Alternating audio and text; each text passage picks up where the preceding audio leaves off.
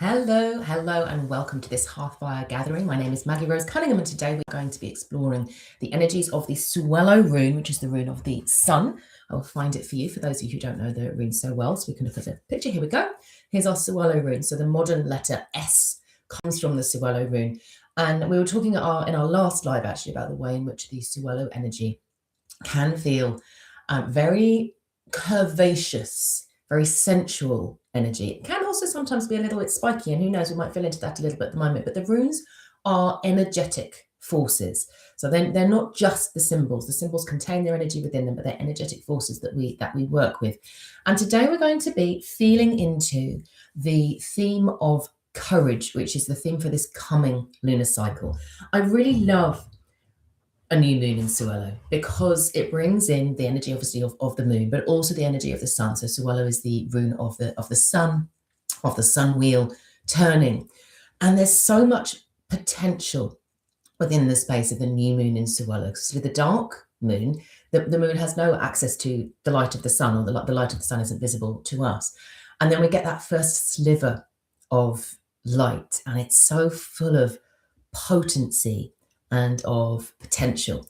And we're going to be feeling into the theme of courage and working on a slightly different aspect of the Sowilo rune. And it's worth bearing in mind with the runes that all of them have a multiplicity of aspects. And when we know them really well, when we have received at a deep level their stories and their energies, they can come through to us in very, very specific ways to offer very specific healings, to offer very specific meanings through readings, which is what makes them so fun and beautiful. And for those of you who I can see, I've got a couple of people there, hello, who have been on Awaken with me, you all know that we become even more nuanced when we blend two runes together. When we do these lives, we tend to work with one rune. Now, I should say that because it's the new moon, I do want to give a sufficient period of time to those of you who are here for doing readings, personal readings. So I will ask you if you have a rune, a single rune that you are working with at the moment, and then we'll look at how the Sowilo rune combines with the other runes as well, just to give you a little bit of a flavour.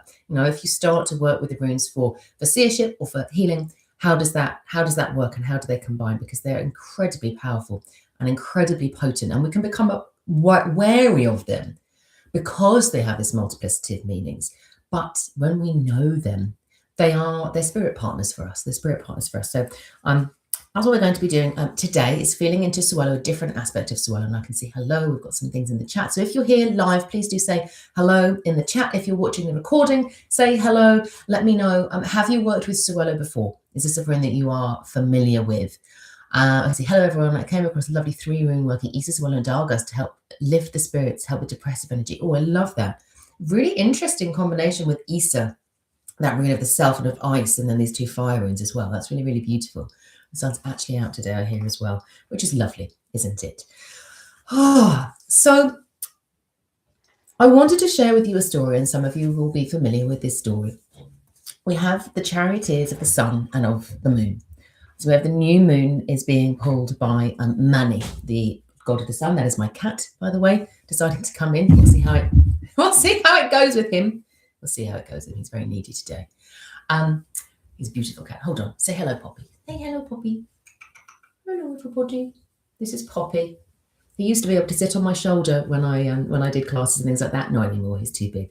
We'll see how we go with Poppy. He's a disruptive influence. I'm not going to lie. Very appropriate for Sowilo.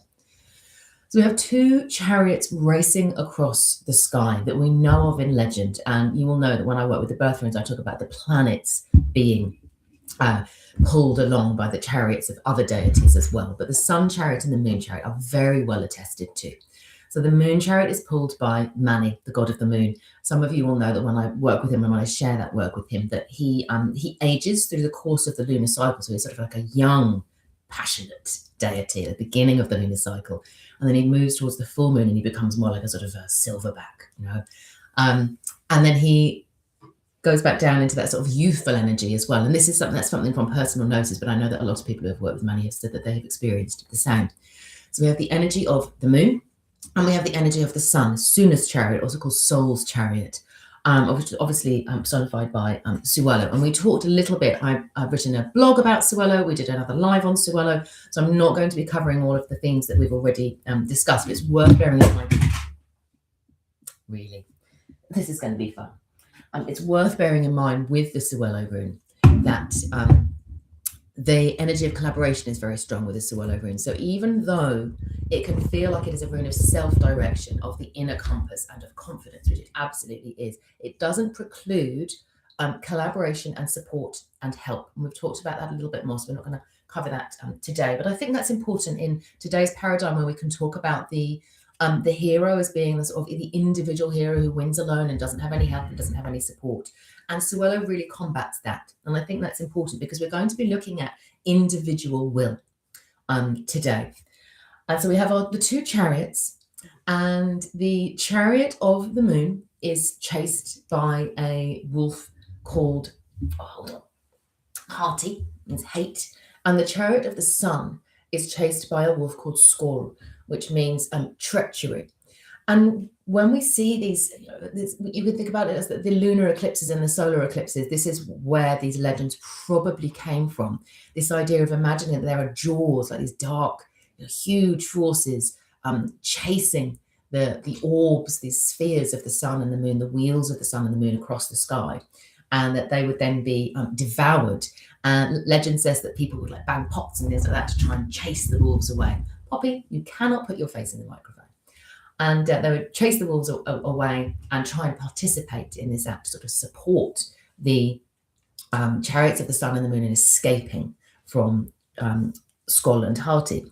Now, I think that this idea of, particularly because of their names, because they're called hate and treachery, can very much fall into a sort of black and white, maybe sort of Christian view of good and evil, which we are almost is almost ingrained into us, whether we think about it or not, if we're brought up in a sort of Western, normal type of sort of Western household. But I wanted to question that today.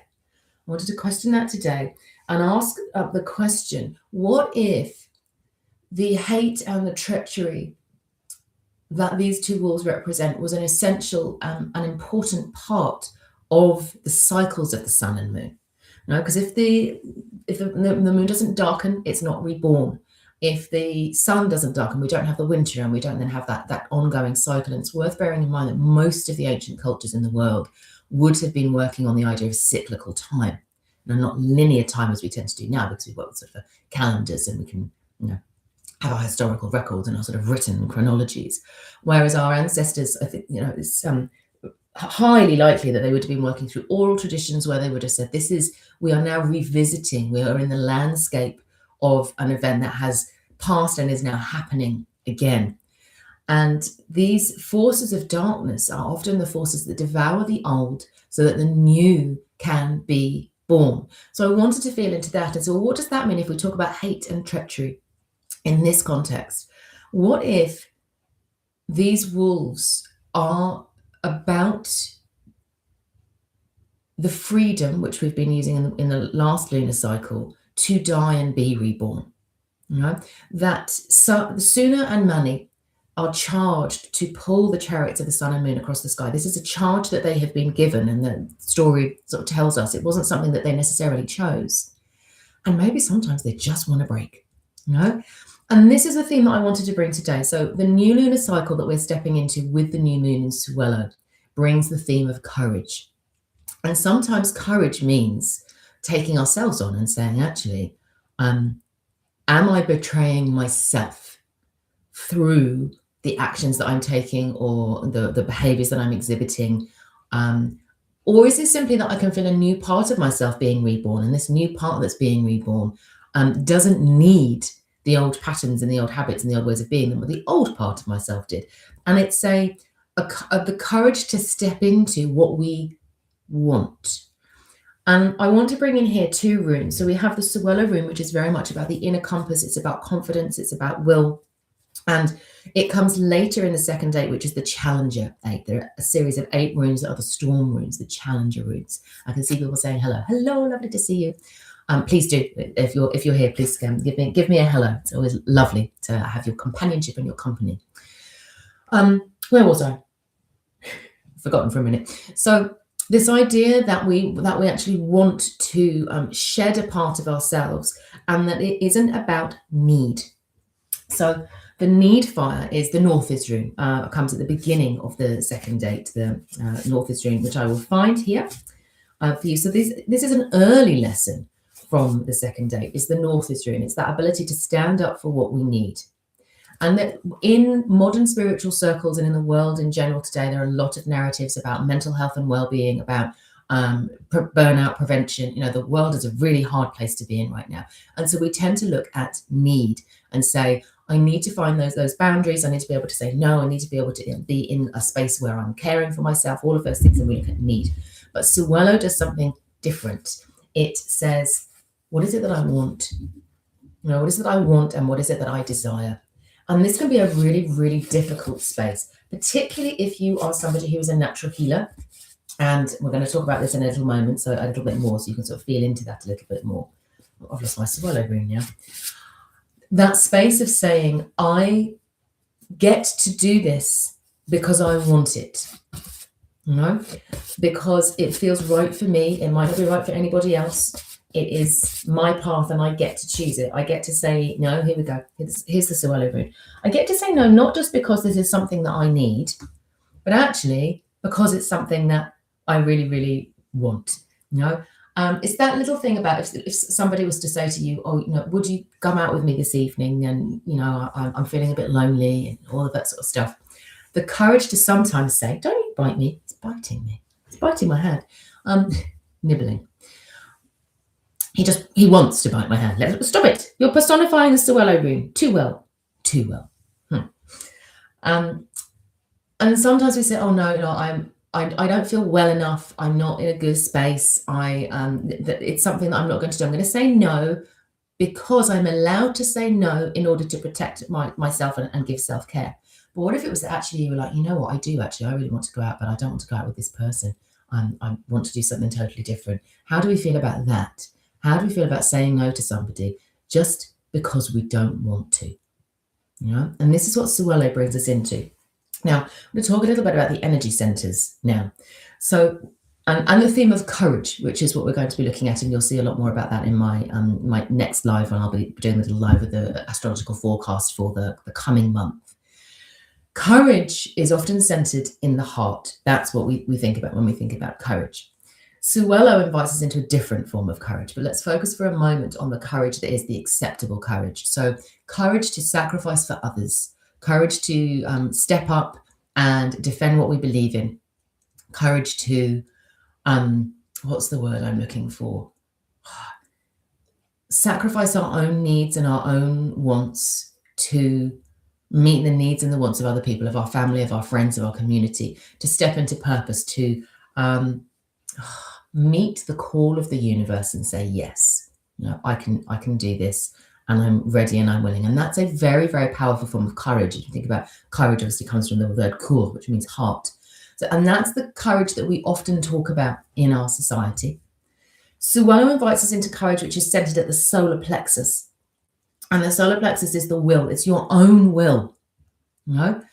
And that can feel much more difficult because there are examples out there in the world of people who are following this is what I want. It's my way or the highway. I want it and I'm going to get it. It's a very dominant, very aggressive energy, which does come from that solar plexus space and is quite a sort of taking, grasping energy.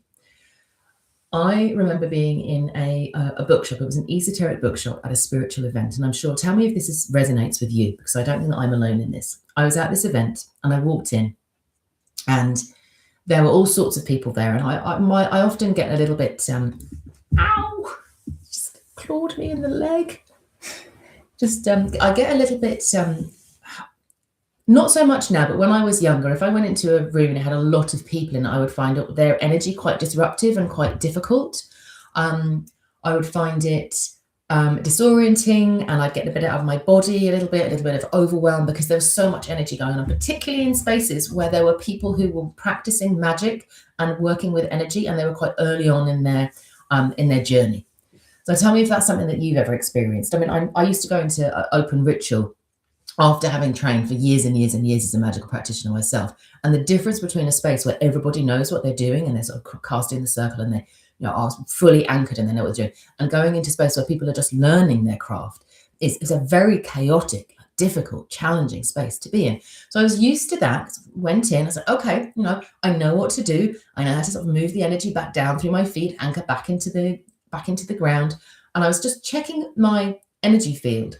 And I saw this young man. I think he was just reading a book, and he sort of walked towards me quite purposefully. I didn't know him. He just walked towards me quite purposefully, and then he stopped.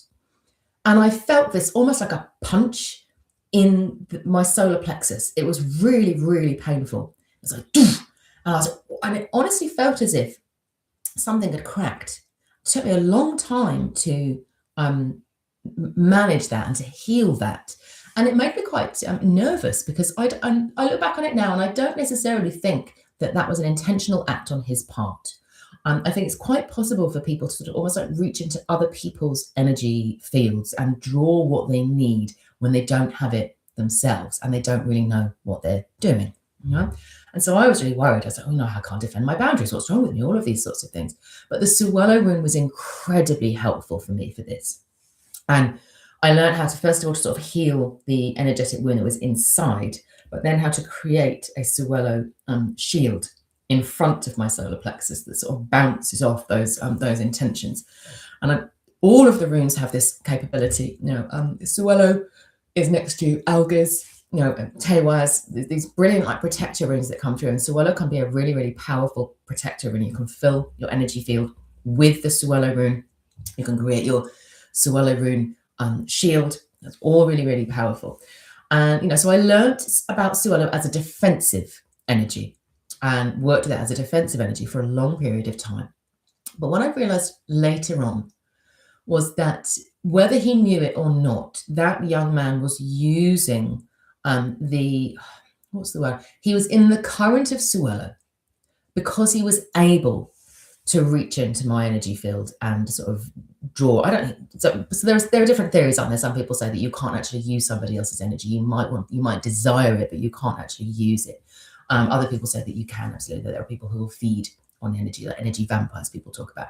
And I'm not sort of trying to classify him in any way. I'm simply saying that that is possible. It's possible for us to do that. And we are doing that all the time in our personal relationships. We are continually, if you're in a positive relationship, you're continually feeding each other energy in an exchange. And I know that might be a little bit of a controversial theory, because some people are like, no, I need to maintain my energy and have that, this is me, this is you. We're not porous in any way.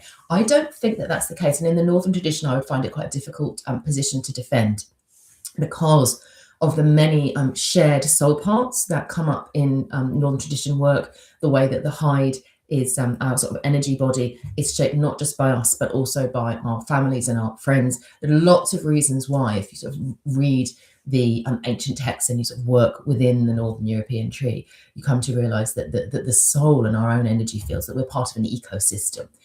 And when we work, when we start out as magical practitioners, we can inadvertently feed on other people's energy without actually realizing it. And then we start to go, oh, how do I find a balance within that? And Sowilo offers us the ability to defend our own energetic boundaries and the ability to draw in the energy that we need, and to do it in a intentional, knowing, non-nicking other people's stuff energy, way that is really empowering and inspiring. But what I wanted to bring us back to is the two wolves, hate and treachery. And all of the runes have shadow sides to them. There is not a single rune that doesn't offer to us it's almost like its opposite, that it will find us there. And that, I think, can be challenging for people, because they sort of go, oh, I want to work with an energy that only brings light. And the problem being that we are beings of light and shadow, and there is power in the shadow, and there is self-awareness and self-knowledge. The wisdom path, I believe, cannot be walked if we choose only to walk in the light. And so the runes offer us, if that's something that you feel like, yes, I want to embrace my wholeness, then the runes will offer that. And to me, the wolves represent the parts of ourselves that we might push away. So, I had to recognize that if I was able to sense that somebody else had sort of taken some of my energy, maybe, or, I was able to work and create my shield, then I am capable of drawing somebody else's energy to me and sort of thieving it. I'm capable of that. And most people who are watching this now, if you're if you're an energy worker or a healer, you have the capability of taking energy from somebody else as well as of receiving healing energy from somebody else. That doesn't mean that you're going to do it. It means that having that awareness that that is possible is really, really important. And this is where the two wolves are there behind the chariots as the shadow, always there, reminding the charioteers as they travel through the sky. This is not something that has been imposed on you that you have no choice about. You could stop. You could stop at any time. And that is how Sol, Suna, Mani, the charioteers who have been given this task, maintain their sense of power and autonomy and independence within the context of the roles that they have been given. Because if they were subjugated, if they were forced to do this, then how would that feel? No one wants to be in that position. How many of you have sort of been in a job or in a situation where you think, where you're trapped in it? It feels awful. It feels absolutely awful. And the wolves, if you think about it as being like hate and treachery, represent the possibility at any point that Mani could just say, you know what, really, really hate this. Hate it. I'm going to jump into the jaws of the wolf right now. I'm going to change my mind. The sun, the same with Skoll. Treachery. I'm going to betray the purpose that I have been given. I have the freedom to do that. And that sense of being able to step into that space, into that darkness where you say, I say no. I say no to this. I say no to the hero's path. I say no to being a nice person. I say no to sacrificing all of my energy to make the world a better place. It's such an important moment of release and relief that we can then say, okay, do I choose it? Do I choose to go back?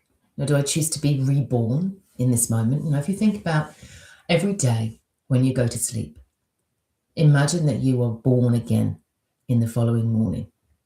What do you choose? And it can be quite difficult for us because sometimes we feel like, well, I didn't choose this. I'm just absolutely trapped in it. Certainly, I've had periods of my life where I'm just like, I didn't choose this. I don't want it. I hate it. It's awful. But to choose freedom, bearing in mind that cycle that is just passing, that we're still in now, that message of freedom, then gives us the ground from which to step forward courageously, rather than to step forward as a victim and saying, this is happening to me. And that is what Sowilo gifts us. And that is why embracing the shadow. Thoughts, for those of you who know about Northern Soul Law, I sometimes think to myself, I wonder if the wolves of the chariots of the sun and the moon are almost like the fetchers or the filiers or the following spirits of the charioteers at the time. That sort of part that reminds us who we are. I don't know. I'd like to know. I'd like to know your thoughts on that. So what I'm going to invite you to do for a moment is we're going to do a little piece just called Embracing the Wolf. It's not going to take long, and then I'm going to ask you to share your runes. So if you've got your runes, in fact, if you're here live, share what your rune is for the coming week, or that you're working with at the moment, and we'll do some readings after this little meditation. So let me know what your runes are and we'll do the readings. But for the moment, I'd just like you to sort of sit back in your chair if you're comfortable. Maybe close your eyes if that feels good, sort of helpful with the visualization. I want you to imagine that you are the charioteer of, you can choose whether you want to be the moon or the sun. I'm going with the sun. It's blazing light of the sun. There are bellows to cool the horses with the powerful heat of the sun. And it's this sense of impetus and drive. And you can feel the warmth and the heat and the speed of the chariot. And Suna, is so filled with purpose. You say, this is where I'm going. This is what I'm doing. This is what I have been called to do. My job is so important in the world. Just moving forward. I just really feel that sense that you are giving, you are happy to give, you are filled with energy. And there will be some point in your life where you felt like this, where you're like, yeah, I can take on anything. I'm ready and I'm blazing. And the chariot keeps on coursing through the sky, speeding along, and you're there, and you can feel that rush, that rush of adrenaline that you get, and excitement, all the hormones sort of going, and this almost this sense of sort of ecstasy and frenzy that starts to fill the body as we feel the wind rushing through your hair, and that sense that all of the worlds below are lit by you. If you weren't there, no light. There'd be a perpetual twilight. How important that role is. And then, of course, what happens is this becomes more tiring, becomes harder, it becomes more difficult. It would be so good if I could just pause for a moment. And why can't somebody else do this? And it's so hot in this chariot, and it's relentless. It's relentless. It doesn't ever seem to end. And to really feel the heaviness, you might feel it at the back of the neck, on your shoulders. You might feel your hands beginning to tense, your jaw tensing, because we're now starting to hold too much weight, too much responsibility. Really, really feeling that in your body, and noticing now behind you the shadow of the wolf. And at first, the shadow of the wolf spurs you on. I can't betray my cause. No, they need me. They absolutely need me. So you're going a little bit faster now. And the jaws of the wolf are acting as an incentive. And they're saying, no, I reject this part of myself. I reject the part of me that's tired. I reject the part of me that's exhausted. I reject the part of me that resents. And it's still speeding along and speeding along. And then there will come a point, and this is what we have with the lunar eclipse or the solar eclipse, where the jaws of the wolf feel like a dark, soft, velvet, peaceful night. Where the teeth feel like blades that will cut away all of those responsibilities, and that if you were able to rest in that darkness, you wouldn't be driving anymore, you would simply be falling into that soft, velvety darkness. And so just for a moment, you let go of the chariot, you let go of the responsibilities, you let go of all of the things that make you you, all of the things that you said, this is who I am, this is what I do. You cut them away. And you fall into the jaws of the wolf. And inside the jaws of the wolf, time itself stops. You can rest in that place, in that black, velveteen, soft darkness for as long as you need to. And obviously, in this short piece, we're not going to sit in silence for too long. But if you feel like actually, that I need this rest, I need this moment, feel free. If you're watching the recording, just pause me and start me again when you feel like, yes, I'm actually gaining a little bit of energy now, because there will come a point in the belly of the wolf where the quiet and the peace nourishes you and replenishes you and says, yeah, I'm ready to ride the chariot again. And you can feel the pounding of the hooves. But the chariot itself will feel slightly different. The energy will be lighter. It will be easier. There will be parts of you that when you emerge from the belly of the wolf are not the same. It might be that you're now standing on the chariot and the vista looks so different. Because it is a process of rebirthing. It's a process of being reborn. So you feel that light, and you might even chant, the Sowilo rune to sort of bring that energy back in. Sowilo. You can do that for as long as you like, to really claim that space and say, this is my chariot, my way. This is what I want. Is that practice. So we haven't done that whole meditation today, but we've done it in a little, just a little micro meditation of what you can use. And it helps us to move from a state of exhaustion and a state of constraint and obligation, very much that North is rune, into a space of desire and will and conviction and courage, which is our Sowilo rune. Okay, so I hope that you enjoy that, and absolutely, you can please feel free to use that meditation anytime it feels good for you. Like, I'm really glad that this is relevant to you, but I think I might be a beginner too much to know about taking or losing energy. Yeah, I mean, it's a really big topic, and Sowilo is a great teacher. And, absolutely, just work with your Sowilo rune, and that will help, even if you don't know the ins and outs of how energy exchange occurs. You can still work with the Sowilo rune to act as a mediator for that energy, and to say, the Sowilo rune will know, excuse me, I'm yawning there. The Sowilo rune will know how much energy you have available, and therefore how much energy you have to give as well. Awesome, love that. When do you use the seed sounds instead of full rune name? Interesting. So you absolutely could. I would tend to use the Sowilo rune for the emerging from the wall. For this particular meditation, I would use the whole Sowilo rune. There is a flow and a resonance with the Sowilo rune. The So sound tends to have more intentionality behind it. So you might use it for blocks, for example. So if we were going to talk more about when there is an imbalance of energy coming from one party to another, for example, you could absolutely use the So sound for that, would be a way of doing that. And if anybody is feeling like, actually, this is something that I really, really need to work on, I do one-to-one personal mentoring. So if you're somebody thinking, yes, this is something that I really need to go on a deeper level, and I need to create my own rituals and my own practices, we can absolutely do that. So don't feel like I'm offering you something and then leaving you to it. So just get in touch and ask about working with me one-to-one on that. And obviously, if you want to work more with the Sowilo rune, you can use the Sowilo Awakening package, which is on my website. If you can't find it, just say I'm looking for the Sowilo Awakening package. Or obviously, you can join Awaken to the Runes and work with all of the runes and feel all of their delicious and delightful medicines coming through over the course of a full year. So lots of options available to you. Let's have a look at what runes you have got. So we're coming in for the new moon. So I saw a Perth row. Let me just scroll up through the chat here. Perth row.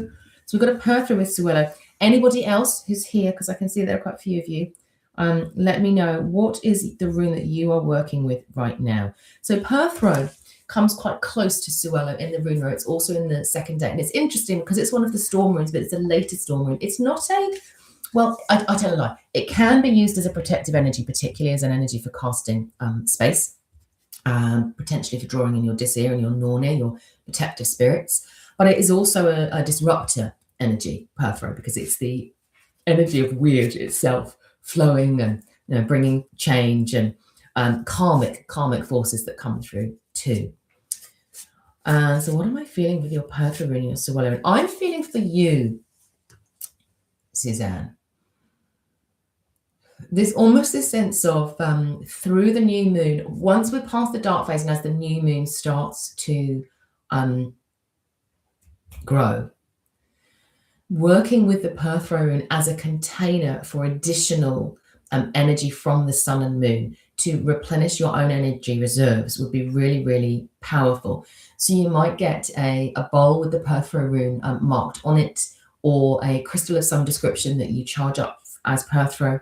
And then so I want to use this object as a container for additional energy from the sun and moon for myself through the course of this month, so that as the energy of the moon builds, I'm able to draw that in.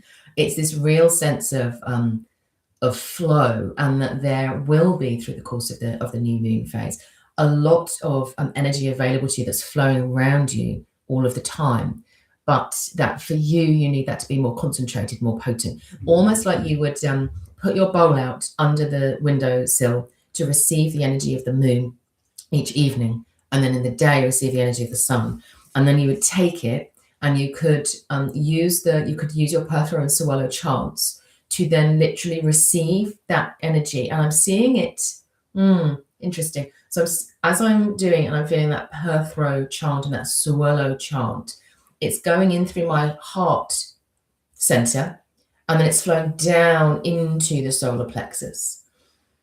And you will know when the practice is taking shape well, because then the energy will start to flow directly to the solar plexus. sort of start by coming through the heart center and down in, but then eventually it will start to flow into the solar plexus as well. So you can do that in the evening. You can receive the energy from the daylight, and then you can do it in the morning. You can receive the energy of the moonlight. So like a bowl or some form of repository for those would be an amazing personal practice for you. What else have we got? We have got a reversed algas and we have got a dargas. Ooh, reversed algas. Now, oh, that's interesting with your Sowilo rune there. I'm just writing these down so I don't forget. Dun, dun, dun. That's you, Hannah. And then Tracy, you've got dargas. Marvelous. Now, this is really interesting because when I feel the algas rune comes, we have algas and then we have Sowilo. So they're very close together in the rune row. And algas is the rune of like higher self and of guidance and of protective spirits. And so when we get the reversed algas, we can often feel like, oh no, we're not being guided, we're not being protected, we're going to get the wrong answers, that we need to be more defensive in some way. I'm just trying to feel for you into whether that's the case, because sometimes it's about grounding more deeply, literally putting your roots down into the earth and receiving earth energy rather than sky energy.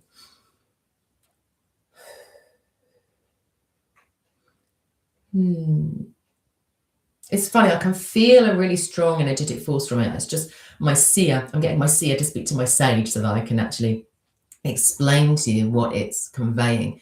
It does feel like, no, I can feel what this is, what this feels like to me. A long time ago, I was doing a workshop where we had to transform into animal spirits. So we were literally embodying the spirit of animals, and I was given a swan spirit to work with. Really powerful workshop. It was great. It was wonderful work to do. And this swan energy was so strong inside me. I could feel the wings sort of stretching out, and this long neck, and they're very, very powerful and very defensive energies, swans. So it felt really good. But then the swan tried to move, and at that particular time period, I had very severe arthritis and I couldn't walk. And when this swan realized that it had chosen to come and inhabit the body of a human that couldn't use its feet and therefore couldn't take off the ground, the panic that came into this swan, that's all I can tell you, it just felt like raw panic. This animal spirit realized that it was in a wounded, damaged body. And so what I'm feeling for you, Hannah, is this sense of recognizing, it's that blend of need a little bit, and of recognizing what is it I want to say?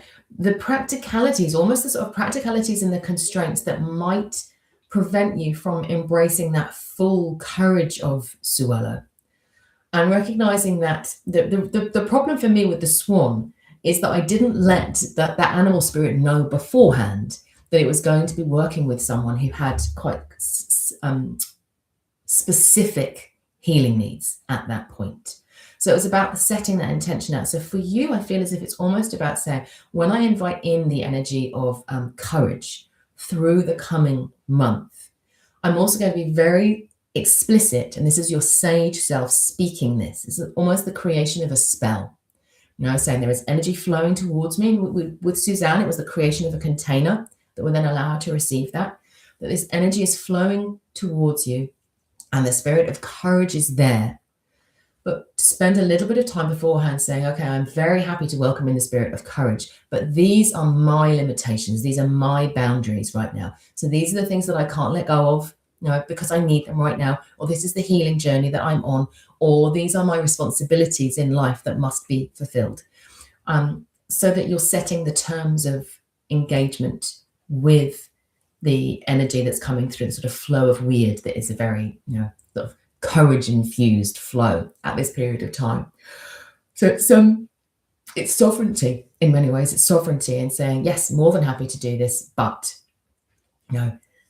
my feet don't work, whatever it is that you're like, I'm happy to bring this in, but you need to be able to partner with me on my terms, is what's coming through. And that could be in terms of working with the runes. It could be in terms of people coming into your life as well, where they're like, oh, this opportunity and this opportunity, and you want to do this and you want to do that. It's being able to say, yes, but here are my terms. That's what I'm feeling for you. And then we have our Dargaz rune with Tracy. Lovely rune. Dargaz is the rune of the day. So Sowilo is the sun chariot. So they're very complementary runes. And I think that this is a little bit about you working with your psychic self, with your intuition, with your it's courage, the courage to follow your own convictions. And they're not the convictions that are held in your body. They're the convictions for the vision that you have for the future. And it might be that that vision feels a little bit that sometimes instinctively you pull away because it feels too difficult or challenging, and that your body goes, oh, no, I don't want to do that. And so it's working with the Sowilo rune to bring the courage into your body. That warm energy. So you could be chanting the Sowilo rune, you could bring in its warmth to prepare you for the gateway of Dargaz. So for new opportunities coming through. So there might be there are some new opportunities coming for you, Tracy, through the course of this lunar cycle, that if you are open to them and you're happy to trust your intuition, they will present themselves to you and you'll be able to step into them. But it's recognizing that if you're not working on that body reassurance, that conviction, that trusting in yourself, that trusting it's almost not trusting your instincts. It's sort of like, oh, okay, so my instinct is to protect myself, but I trust myself that I can do that. Is where it's coming from. Otherwise, it's possible that you will shut down to those opportunities because you'll go, oh no, I'm not ready. It's a little bit of saying the Sowilo rune at this point. Do the wolf meditation. Do that as many times as you can, because it's saying, what's the word I'm looking for? Those are old protective patterns, which are instincts. They're old. They're not really outmoded, but it's a question of shedding them so that you can step into the Dargaz spaces, our Dargaz rune, into the gateways and the possibilities, because otherwise it will be too much. It will be too overwhelming for you. Your system will find it really, really difficult. So as always, when I talk about the runes, we can work with the runes to, it's not like fast forward, but to go deeper and more impactfully and more powerfully into our own healing. And the final thing I wanted to say in terms of the runes is to recognize that rune wisdom and rune healing, they're not received in the way that you might say, I'm going to go and have a Reiki treatment and I'll receive it. I'm going to go and have a reading and someone's going to tell me what to do. They're initiated. They're initiated within your energetic system. So we activate, like the Hagalaz rune within ourselves in order to receive the healing of the Hagalaz rune. We don't get the Hagalaz rune, doesn't like rock up and then say, here's energy. You're going to sort of lie down and you're going to receive it. It's activated inside you. And so thinking about that as partnership and thinking about it as I'm ready to step into initiation with the runes that are powerful and potent for me at the moment that's the way forward. So I hope that this session has offered you at least a little bit of that sort of initiation into the rest of the lunar cycle that is coming ahead, and that you've enjoyed my take on the legends of the wolves who chase the sun and the moon. It has been a delight to have all of you who've joined me live, and absolute delight for those of you who are watching the recording. So if you have enjoyed this live, please like it and please share it with somebody else who you think, well, they might like that, because that is how I get this work out into the world. And as Hagalaz is my sun rune, and I pulled it yesterday. That's really funny. Then I was like, oh, the Hagalaz rune, there we go. So yes, like and share. Lots of love to all of you. I will see you all very, very soon. We've got a whole new lunar cycle coming. We've got a new rune community circle coming up. Lots of new runes to work with. Sage retreat I'm looking forward to is today. For those of you who are joining me for that, very excited to be seeing you. So love to you all and see you very, very soon.